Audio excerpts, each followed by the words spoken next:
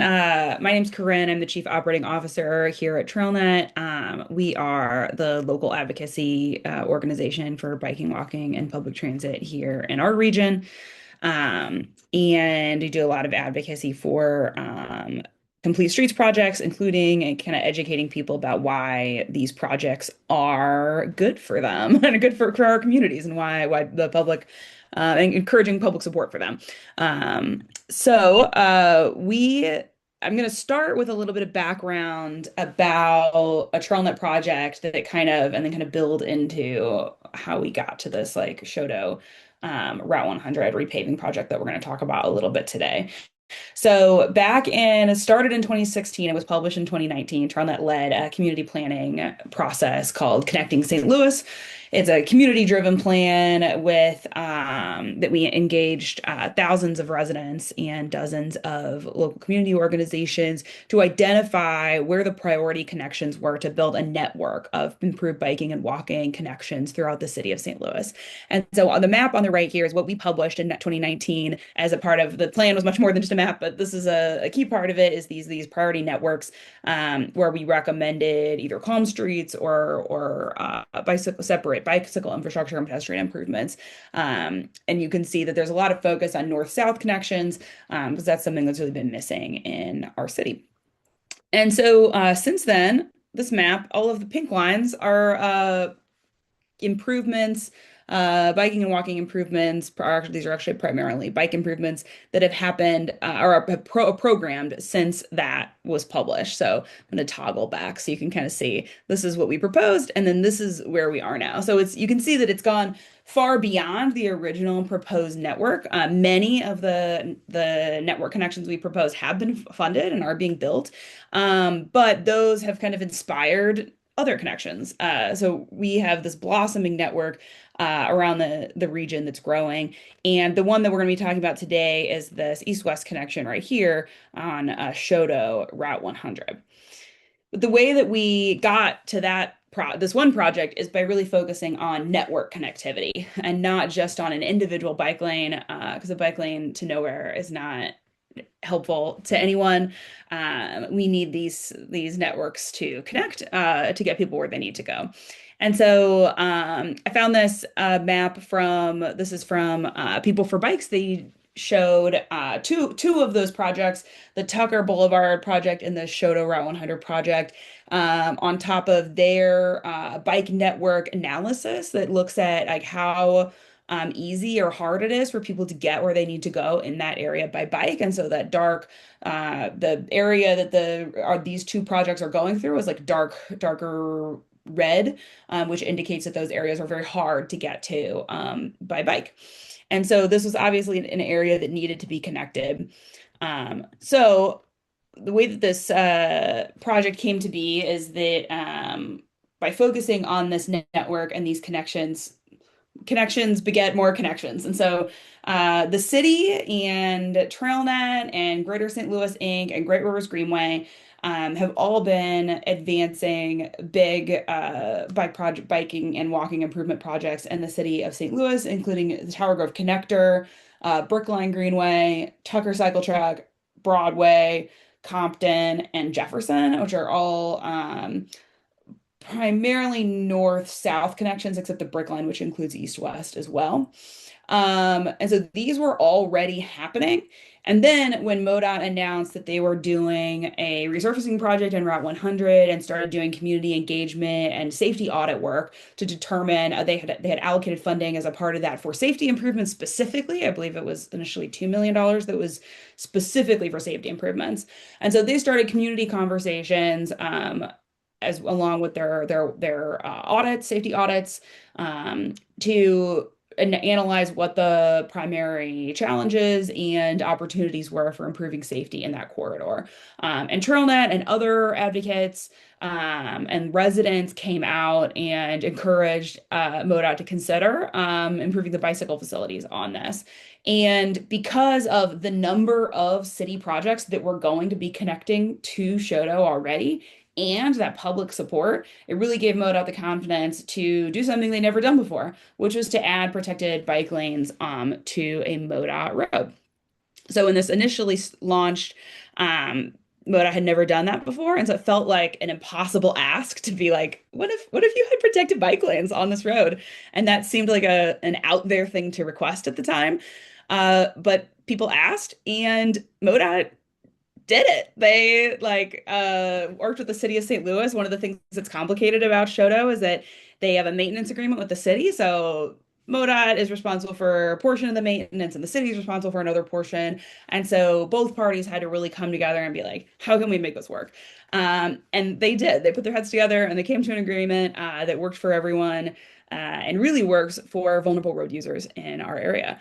So this ended up being a $7 million project with 3.8 of that dedicated to safety improvements, which is bicycle and pedestrian improvements.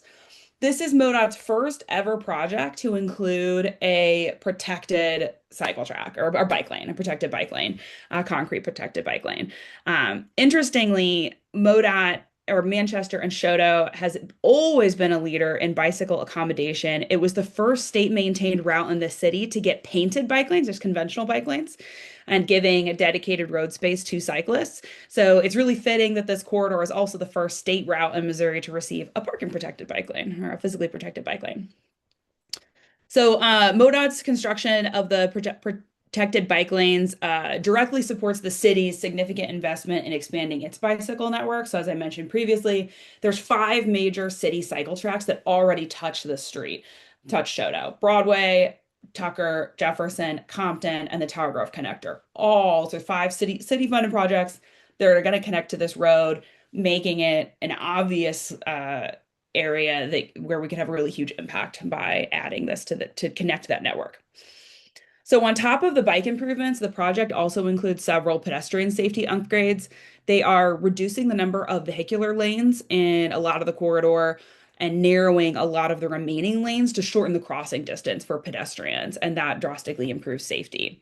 They're also going to be adding median refuges at a lot of the mid-block crossings, so pedestrians have a place to pause and look before they have to cross the rest of the road, which makes it a lot safer for people walking. And the other issue that they've had in this corridor was drivers using the center lane to pass occasionally. And so they are kind of hardening that center lane with medians where people don't need it for a turning lane. So it'll still be open in the places where you would turn, but the sections of road where there's nowhere to turn, there will be a median to prevent that. MoDOT expects the improvements to be completed by the end of the year. And so this has really been a team effort from community members, the city, MoDOT coming together and deciding to try something new. And recently, we really wanted to celebrate this growing network, and so Trailnet hosted in May. We hosted a National Bike Month. We hosted a bike infrastructure tour that featured Route 100 among those other projects that we mentioned. It was a bike ride where we invited elected officials, engineers, planners, architects, city staff, anyone who worked on these projects, as well as advocates and members of the public to celebrate them and again, like build public support for these projects. And so we went out and rode around the city and stopped at each of these stops. And folks from MoDOT, Tom Blair came. It's actually his last public event with MoDOT, which was lovely to be a part of that. And he spoke about the Route 100 project as well as folks from the city sharing about the city projects that connected to that and GRG's project, Brookline Greenway project as well. And so this was a really important part of this process too, is like taking a moment to celebrate the success of this and keeping the momentum high for more projects, because we all know that even though these projects bring massive benefits to our community, they are very popular, but there are always going to be detractors. And so keeping that like positive energy high is a really important part of keeping the momentum and keeping things moving forward. So some of the keys to success for this project for us were focusing on the network again, because there were these connections that had already been established into Shoto. It was kind of a no-brainer to add a bike lane to connect all of those and make it a full network. Projects that connect to each other make the whole network stronger and encourage new projects to fill in the gaps. Community engagement was really critical. These projects obviously can only be successful with public support. So when residents came out to the public meetings and gave feedback, that had a huge impact. Like the MoDOT engineers really listened to that feedback. So that was a huge part of the process. Also, the long-term commitment needed. I want to emphasize that when we started connecting St. Louis, that was in 2016. So 10 years ago was when Trailnet and a bunch of partners were like, maybe we could have a network of biking and walking connections in the city of St. Louis. What do you guys think? And 10 years later, mo many of those projects are under construction and being built, including this Route 100 project. So it takes a long time and it takes a lot of energy, and you have to continue, like I mentioned earlier, celebrating progress to keep that energy up over that time period. It also took a lot of teamwork. Like I mentioned before, the city and MoDOT both had to come to the table and kind of like negotiate how to maintain this infrastructure because there was a maintenance agreement between those two parties. So even though it's a MoDOT road, the city also had to get involved and everyone had to try to figure it out together.